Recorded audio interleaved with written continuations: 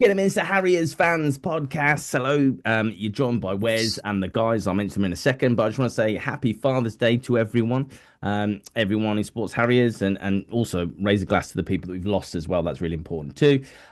So I just want to give it a mention, Matt and Nick. We've had a couple of messages come through, which is really exciting. Okay, so Brendan, I woke up, and I got this in the morning. I was like, "What's going on?" And it just says, "Great podcast from someone following the Harriers from the other side of the world." That's not Bewdley, by the way. Right. On scraps of information since Molby's initial spell. My dad's 90 soon, been in New Zealand for 60 years and still checks the results every week. Looking forward to podcast number 6. No pressure, boys. No pressure. Okay.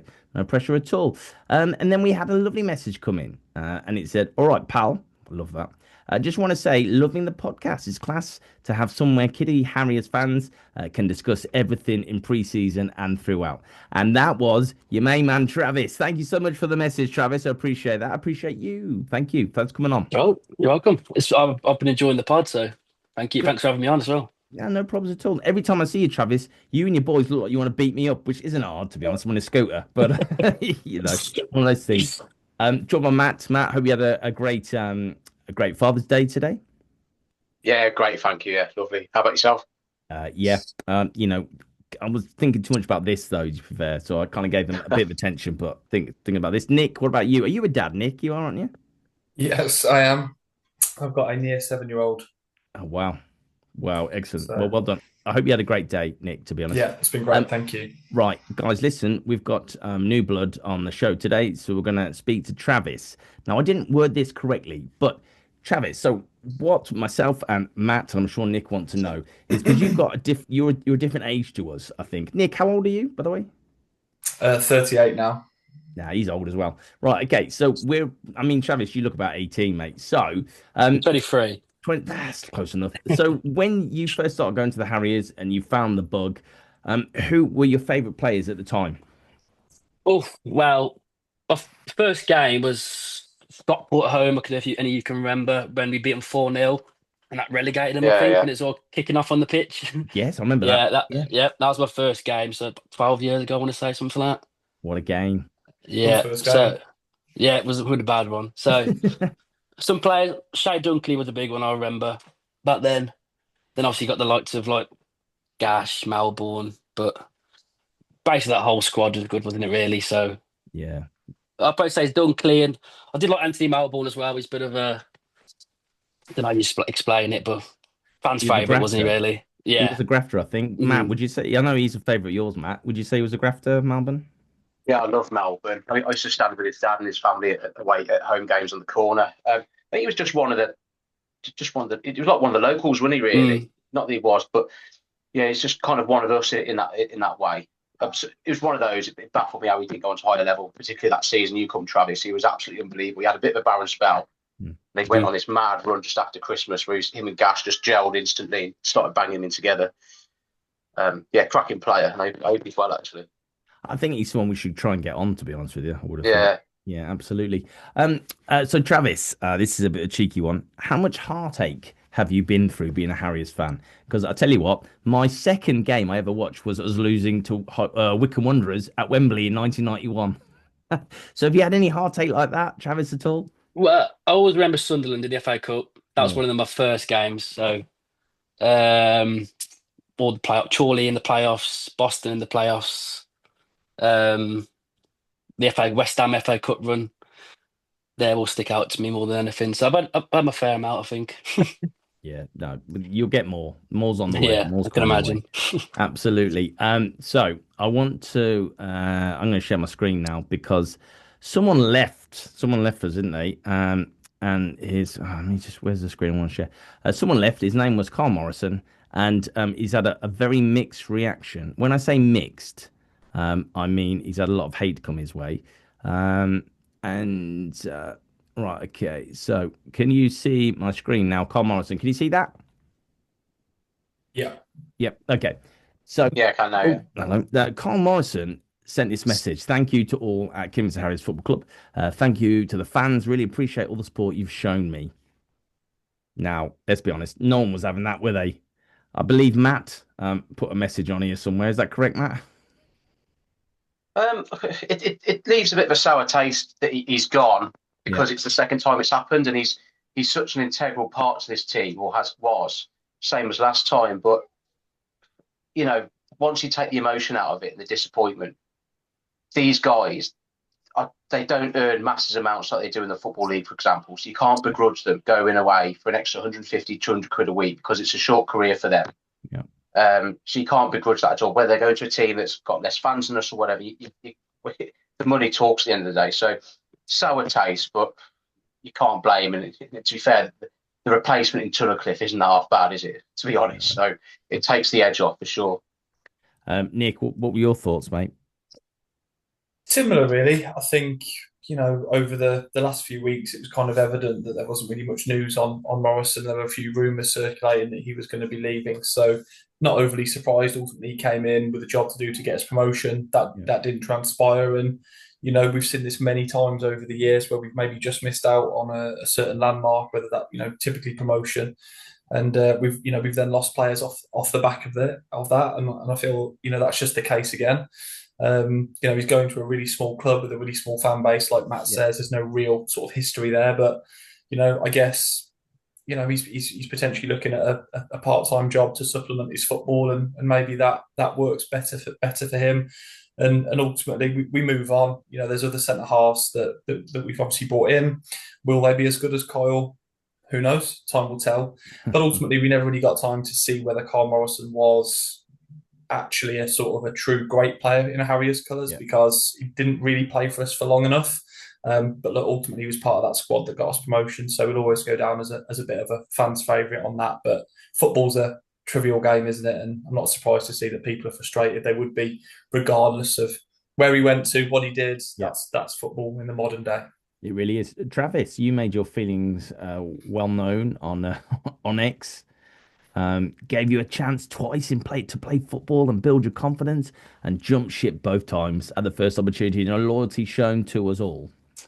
So I just feel like we've shown him loyalty. Like when he's not getting game time at previous clubs, he's come in, done well for us, and I can't blame him if there's more money elsewhere. Like I say, it's a short career, but I feel like he could have shown us a bit more loyalty, give us another season, just in both spells really. But short game and short career, really, isn't it? And not our replacements aren't too bad, so it's one of them. I would. I found it more painful last time, if I'm honest with you. I personally found it more of a frustration that we didn't keep him going to the National League, because I actually think that we missed out on that one by a very small amount of money in the grand scheme of things. And actually, would he have made the difference? Maybe. He could have just been the difference to have kept us up. So I felt like that was more painful last time round. Was it Solihull Moors he went to? Yeah. That one for me hurt more than this time round. I think he was just such a key part of that. His 12 games or whatever it was, however many games it was, 9 games, I can't remember, that you just thought, could he have made the difference at the end of a long season in the National League? I think this time we've clearly got other ideas and other plans that maybe don't evolve around Kyle Morrison. I think I said on this podcast when Adam Murray came in, could it have been an issue?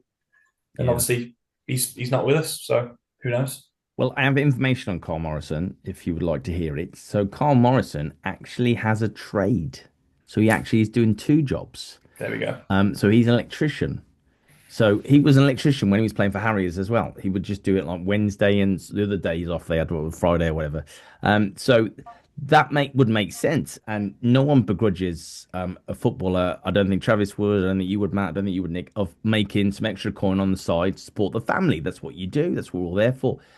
But the thing that really annoyed me was he could have gone to anyone in like the North or in the league above in the Vauxhall Conference. He could have gone to anyone. But Brackley is what really annoyed me the most out of all of that. And did that annoy anyone else, or was it just me? Yeah and no. Whether they've offered him more money or he's on more money than us if he is part-time now, that's going to be a big driver. But it's a league above, sadly. It's the same with the Solihull thing, they get smaller fan bases than us, but they were able to offer him more money, and probably going there would have been more favourable, potentially a relegation dogfight, which is what realistically a lot of us probably thought when we did go up, compared to someone who, in the end, they reached the playoffs that year, didn't they? So, Yeah, it's like it's happened twice.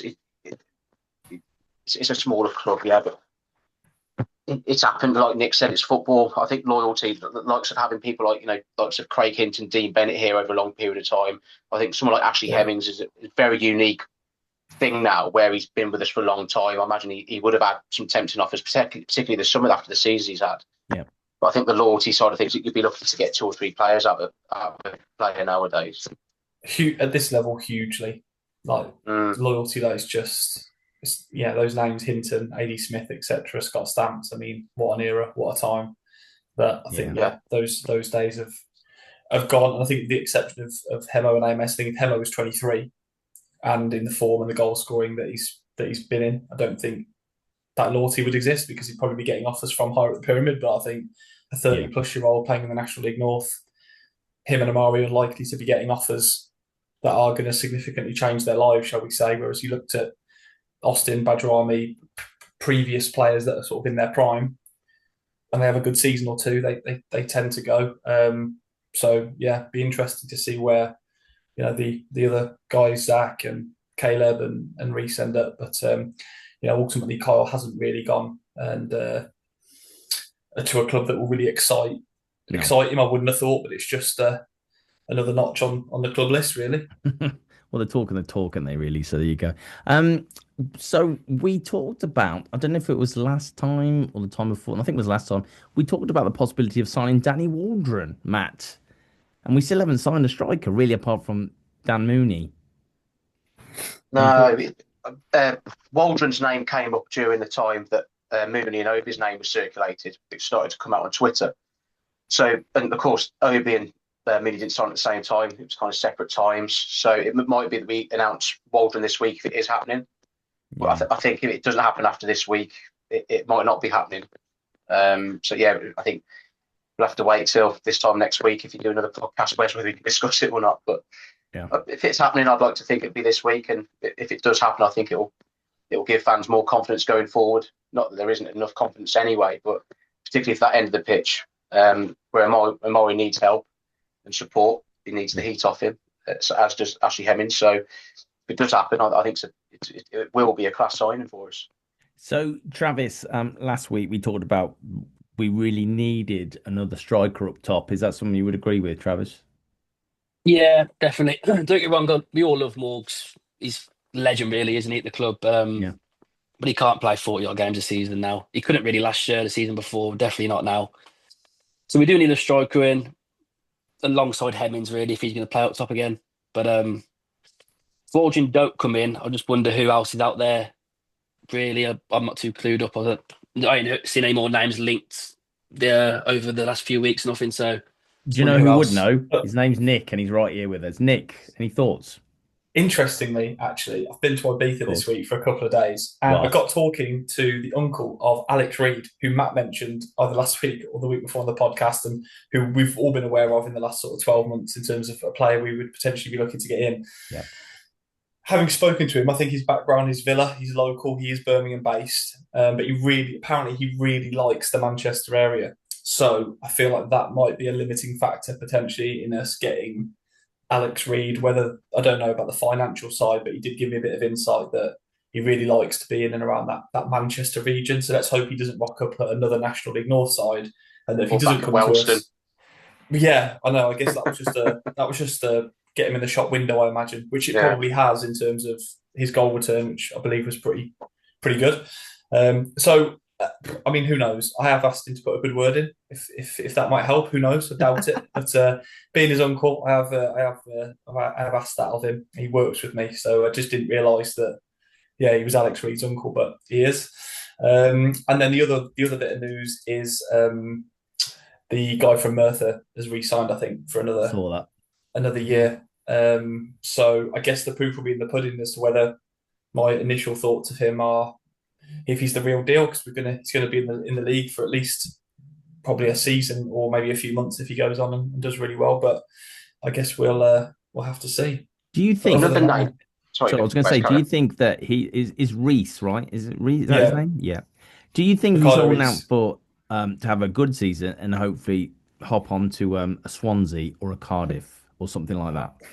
Well, I don't know how accurate it is, but I think he might have a good job. That's all I can think of because I Yeah. just can't see a world where he's not been getting offers. But we're talking about Kyle Morrison earlier. An electrician, probably pretty well paid. Yeah. To supplement what will probably be a fairly significant part-time salary at Brackley, which would probably blow us out of the water. If you think about, let's say Ricardo Reese is earning 70, 80, 90, £100,000 a year in his own actual personal job, and then he's Wow. earning 30, £40,000 in his part-time job at Yeah. football.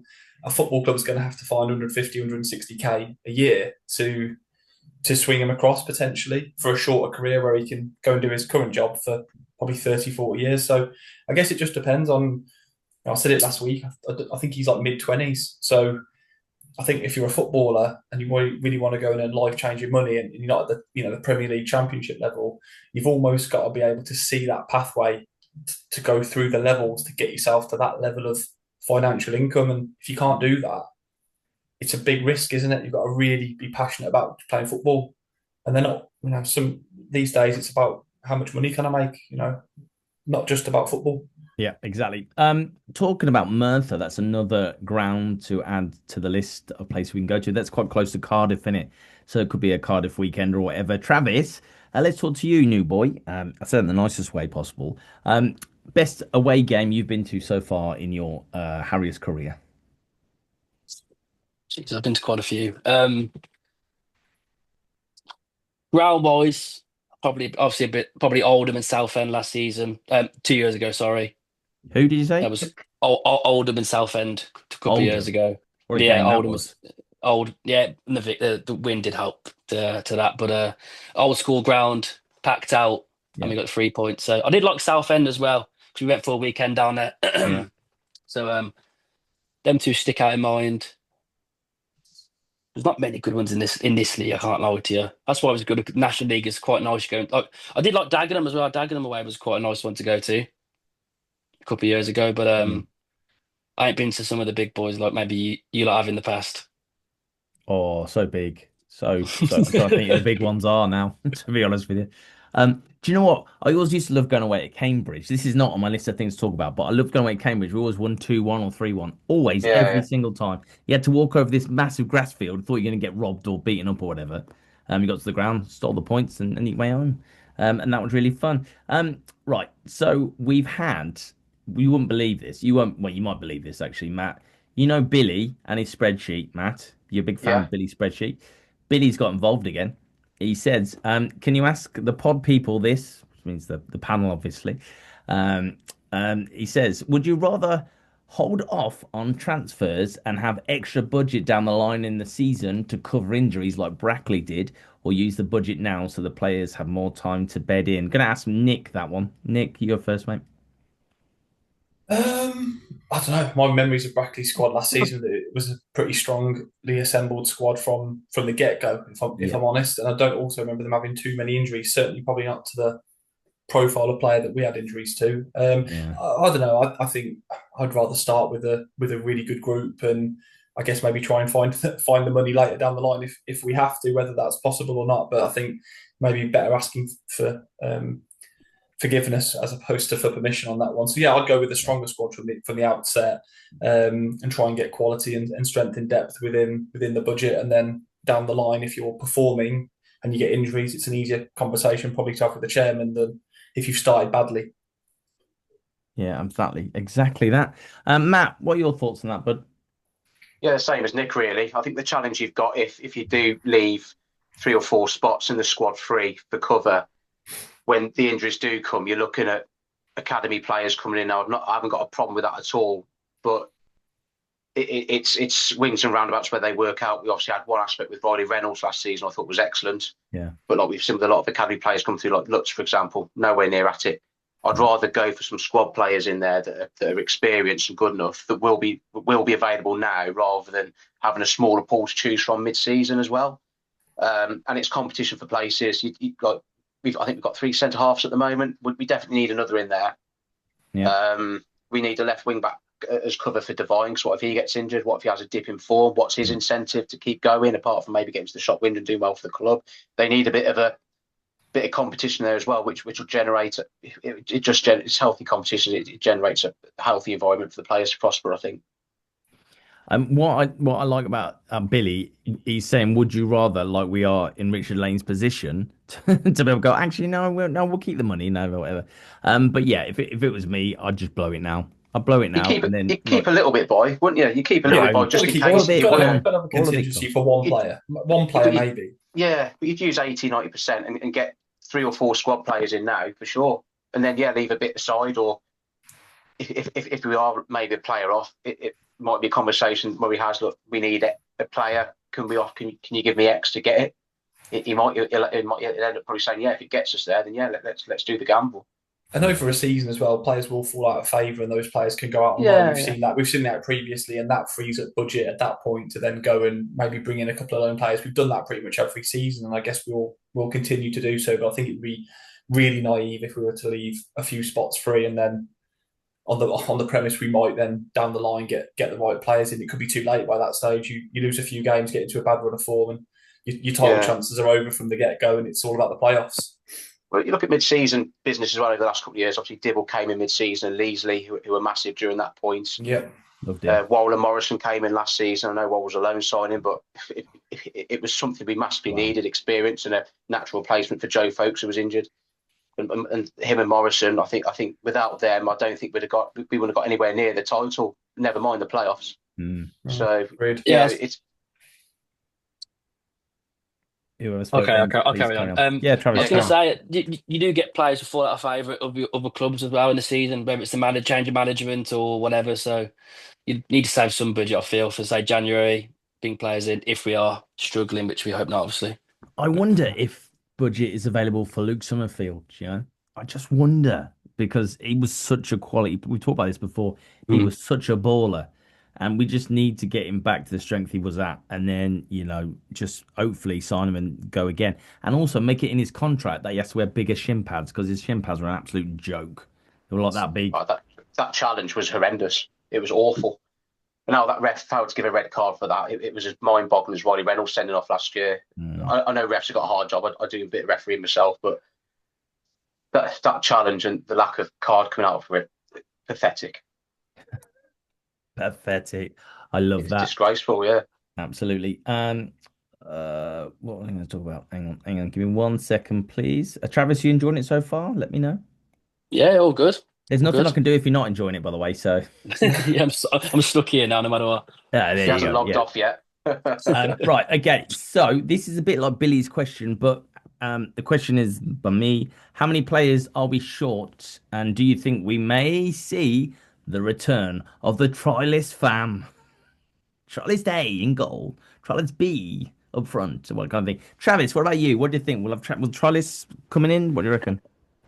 Yeah, well, as Matt said, I think we do need a centre half. You've got the 3 and Candler can fill in there, but maybe one more like a loanee, which you probably can see coming in from a Blues, Wolves, Villa, etc. And Reece Devine as well. If we do get a striker, I still think we need someone else. Like if now Beres was gone, someone even if it's on loan, just a young lad to learn off Morgs and another striker as well. So, and you can imagine there'd be some trialists in pre-season, but I don't think we're too far away. In all honesty, maybe 3, maybe 4, but I don't think we're far off. In all honesty, no, I'm not going to get Billy's spreadsheet up again because we used that to death in the last one. It's a tough one. I think we definitely need the striker in, but then you got Seb Thompson play up front. He's not tallest, but then neither was Michael Owen back in the day. Although it is a harder league, I don't know. I'm not sure. Do you know what I mean? I'm talking myself out of these things. I'm going to chat with myself here. So I'd like to see maybe another centre back, like you said.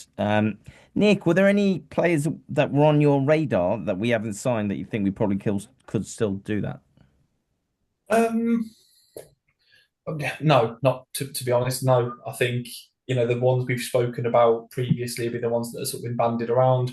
I think the guy from Eastbourne would be a good option. I can't think of his name right now. Alexander, sorry, Alexander Graham or Graham Alexander or whatever. Yeah, but that's going to be a transfer fee. Ricardo Reece signed for another 12 months. We've already spoken about Waldron. We've already spoken about Alex Reid. I'm sure there are several players out there. I think we'll probably bring in, like Travis said, I think we'll bring in a a centre forward from one of the larger clubs, a young lad. Yeah. And I think that's absolutely fine, as long as that we do get what I'd class a sort of an experienced flagship kind of centre forward, because again, we all love Morgs and he's been an incredible servant for the club, but I do feel that strikers can really win your leagues. You look at Danny Rowe that season, Fylde won the league. We were by far the best footballing team, most entertaining team. I think that team would have gone on and been absolutely fine in the National League. I think it was chalk and cheese for the one that actually won promotion, because football's crazy. Yeah. But they had a 40-plus goal a season centre forward, and then had contributions from either side, with Nick Houghton and co. So, yeah, I think we need to get one in. I think we need to get a centre forward type in, a physical but goal scoring player, a bit like a Joe Ironside, but a new version. But I also think it's a risk not re-signing the likes of Maz. Now, again, that might be something that's out of our control. I don't know. But he scored 12 goals last season. So him plus Hemo's goals is significant. It's going to take some beating, that is, whoever we bring in. Who was the guy who played for us? Reece something from Gibraltar. Was it Reece Dyche? Dyche. I've just read on X, might not be true, that he signed for Banbury. Yeah, I've seen that. Yeah. So they either fooled us all, or he definitely did. You know what I mean? Which is really weird, because Gibraltar's a lovely place. I don't think I'd want to be, whatever. But he's signed for Banbury. I just wonder, the longer this goes on, surely, if the good players are at the beginning, and then as the time goes on, the good players are going down and down and down and down and down, and then you're left with Trialist E.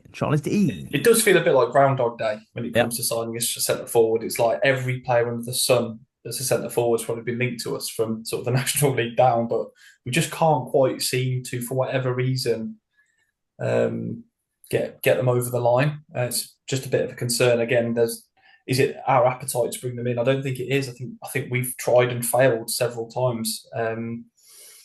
From what I've read.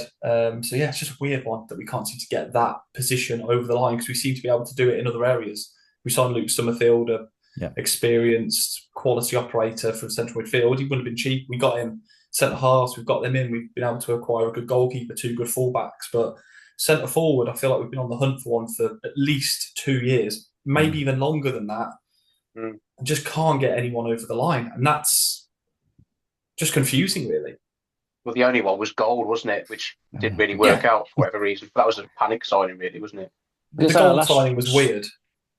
So our last striker I can remember who scored a lot of goals was Ironside, really. He was getting 25, 30 goals. Since then, we've had no one. Not a Smith last season, but Smith had a good season, that FA Cup season. He had a really good season. The season after, I think it was injuries and in and out of the team, wasn't he? But he finished that season with Hemmings really well, didn't he? But age with those two is going to catch up, isn't it, sadly?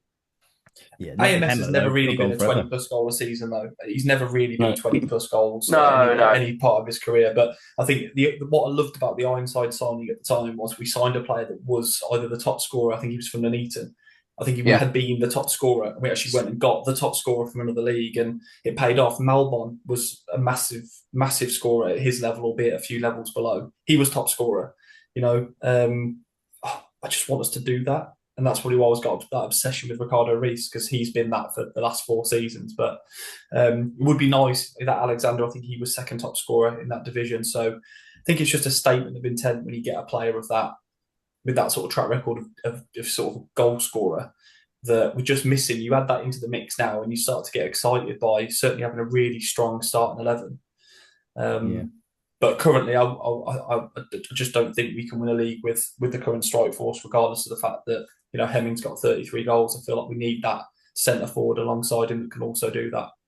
All right, let's move on quickly. We've got 6 minutes left, guys. It's just flown by. Travis hasn't walked out either, so we must be doing something okay today, it would seem. Travis, this one's for you, buddy. So I'm hoping to interview opposition fans before the games when we play them. What questions do you think we should ask them? Because you go away an awful lot in your minibus.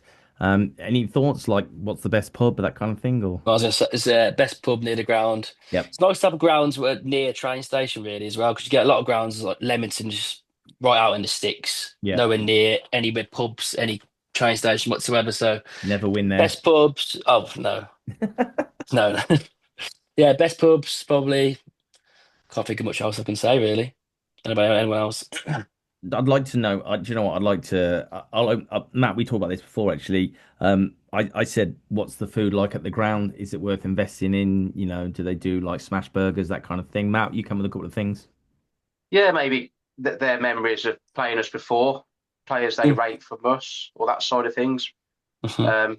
Yeah, like, especially like some of the Hereford fans, we've shared a healthy rivalry really since probably the noughties, early noughties, when they got relegated to the conference and we started, rising under Molby.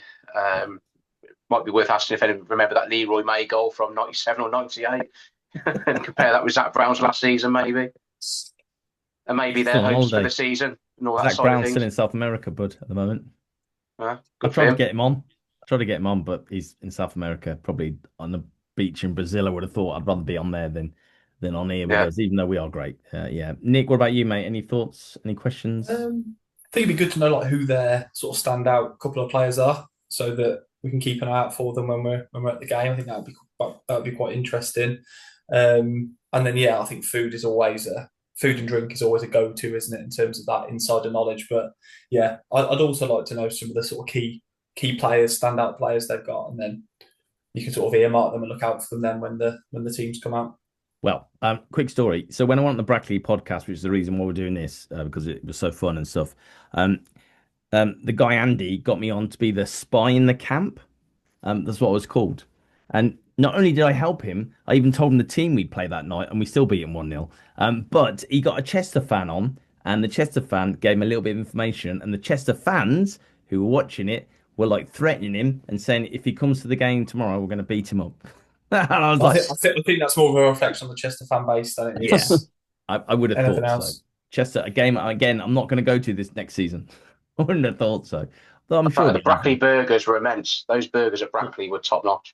Brackley food is good. Although those Yeah. burgers were immense on that amazing night. Well, it's still, yeah, ruined a little bit by the fact that we didn't win the league, but they were immense. And also the food in the home bit is even better. So that's all good. Right, okay. So we got 3 minutes. Any other business at all?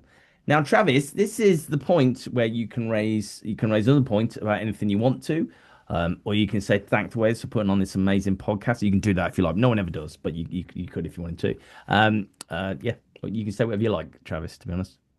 Um, Not sure what to say really. I've probably just got to wait now until next week, see if Waldron does come in, Yeah. I suppose, which probably not. No, no, look, we probably signed for fucking Telford or something. I'm glad um, you didn't swear then at all, I was Travis. I That was was close. I was close. amazing. Um, so yeah, I suppose to see what happens now and just roll on pre-season. It's been too long. It feels like now. Yeah, it does. It feels a It's long time dragging. without.